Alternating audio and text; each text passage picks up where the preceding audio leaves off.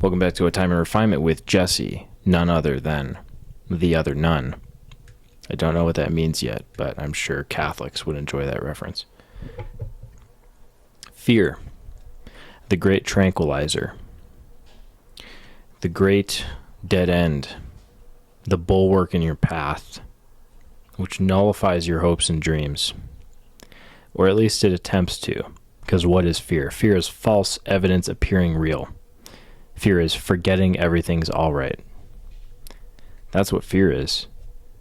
Fear is the boogeyman, and all you have to do is laugh at it, because it's just a cardboard cutout.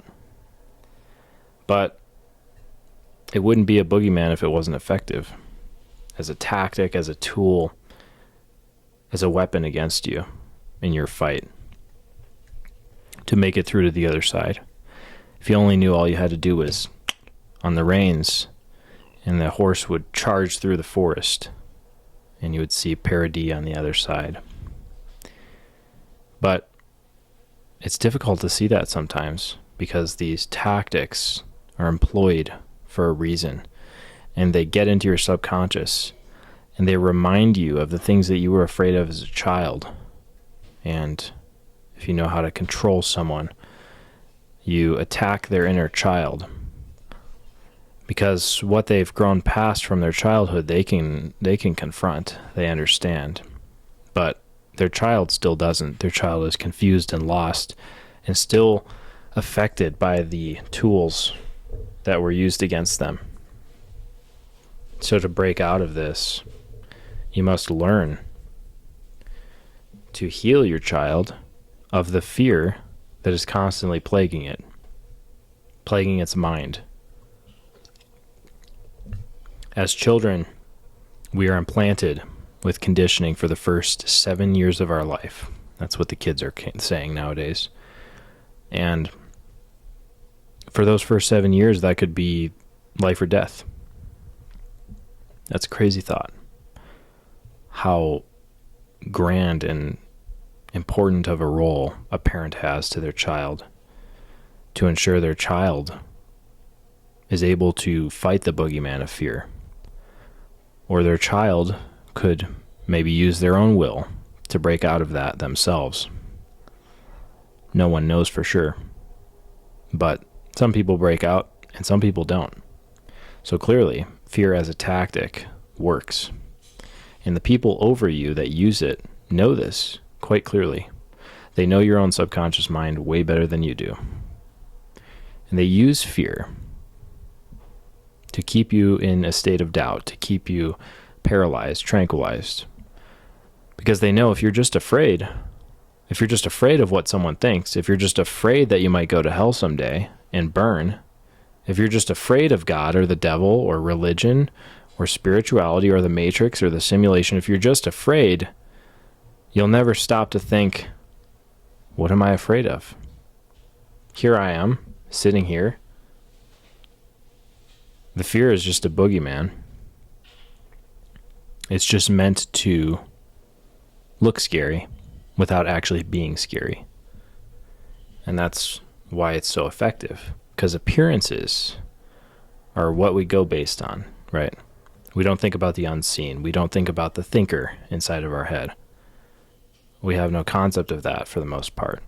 Because all we can think about is, oh, this person was angry, or this person insulted me, or I got into a car accident, or I fell off my bike, and these things compile and they create a very real sense of this amalgamation of a fear beast. It's like a beast, and it only grows because you see it growing. But if you looked from the non-2D, if you just looked at fear in the 3D or the 4D or the 5D, you would see it for what it really is. It's just a cardboard cutout.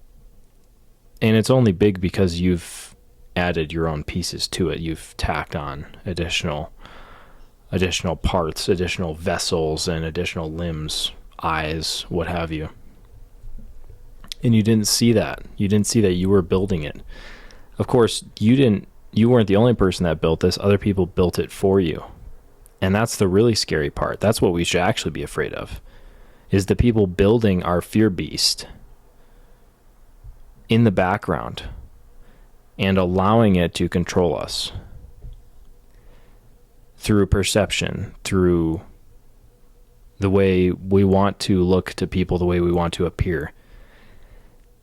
And that'll paralyze anyone who didn't grow up with parents that would uplift them or would encourage them. If you need something from other people, you'll always be afraid of what they have to say. What's the saying? If you live by their praise, you'll die by their criticism. And that is it right there. That is the whole picture in a sense, in some way. Because what are you if not the combination of the people that have told you things and the experiences you've had because of those people and your upbringing and your childhood and your circumstances? You are the combination of those things. You are the result of all of these patterns and these fears and these belief systems. If you ever just stepped back and you observed it, what would you see? Well, maybe you would still see fear, because fear is like an infection and it keeps infecting you. It keeps bleeding into your body, into your biofield, into your aura. And that's what makes it effective. It makes you porous. It allows you to be injected with further fear because you didn't even know that you could put up defenses against it. You didn't even know that you could rewire your belief system to fight,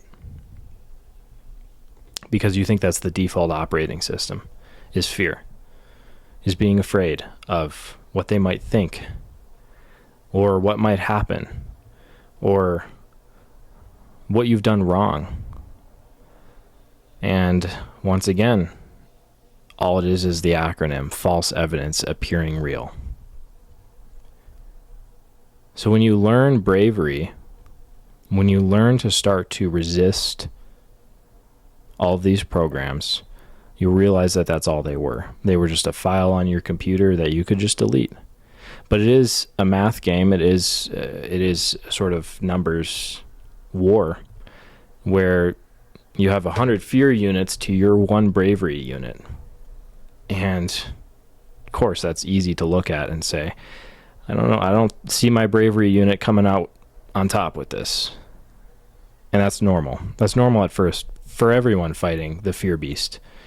But all you have to realize is that you can actually just conjure up new brave units from your mind.